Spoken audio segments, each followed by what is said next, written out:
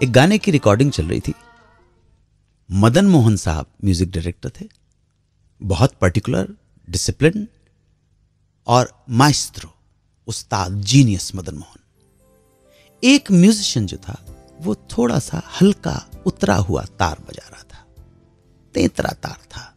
मदन जी ने उसको 2-4 बार कहा कि भैया थोड़ा सा ट्यून्ड अच्छी तरह से कर लो। आप समझते ना, जो स्ट्रिंग के साज होते हैं उनको ट्यून करना पड़ता है, ट्यून करना पड़ता है।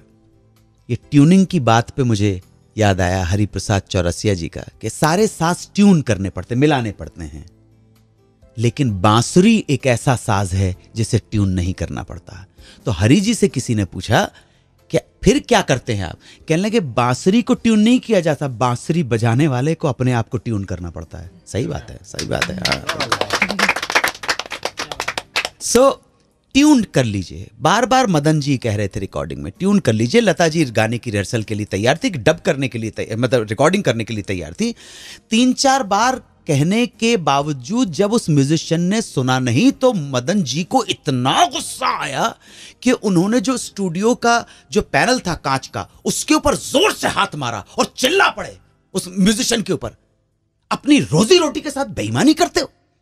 इतने बार कह रहा हूं तुमको इसको ट्यून कर लो, आलस करते हो, बेईमानी करते हो, मक्कारी करते हो अपनी रोजी रोटी के साथ। अपने यहाँ हिंदुस्तान में ये कि अपन जिस रोजी रोटी पे बैठे, बड़ी पाक जगह है, बड़ी पवित्र जगह है, इसको गंदा नहीं किया जाना चाहिए।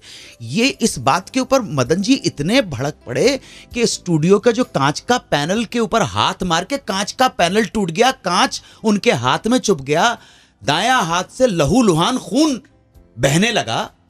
अब भगदड़ मच गई कि पट्टी लाओ, पट्टी लाओ। डॉक्टर को कट लग गया था, बहुत गहरा कट लग गया था वहां पर। लता जी बाहर वो जो रिकॉर्डिंग बूथ से निकल के आए, उन्होंने आओ देखा ना ताओ, साड़ी के पल्लू को फाड़ा, जख्म था उस पे बांध दिया खून रोकने के लिए। Now this was a very symbolic gesture. बात आई गई, रिकॉर्डिंग हुई और राखी के दिन मदन जी ने कहा, उस दिन जो रिश्ते घाव को रोकने के लिए जिस पल्लू को मेरी कलाई पे बांधा था, आज रक्षाबंधन है, अब ये मेरी मौत के साथ ही जाएगा। सारी जिंदगी भर ये बॉन्ड, ये रिश्ता मदन मोहन और लता मंगेशकर का।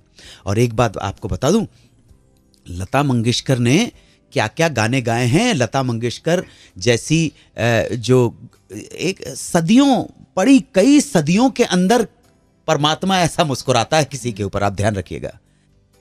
लेकिन लता मंगेशकर ने हर म्यूजिक डायरेक्टर के लिए कमाल के गाने गाए हैं, लेकिन अपने दोनों भाइयों के लिए जैसे गाने गाए ना, वो किसी के लिए नहीं गाए। हृदयनाथ मंगेशकर के लिए और मदन मोहन के लिए, हम सब जानते हैं मदन मोहन के लिए जो गाने गाए हैं लता मंगेशकर ने, वो किसी और के लिए नहीं। 92.7 बिग FM पर सुनते रहिए सुहाना सफर विद अनु कपूर।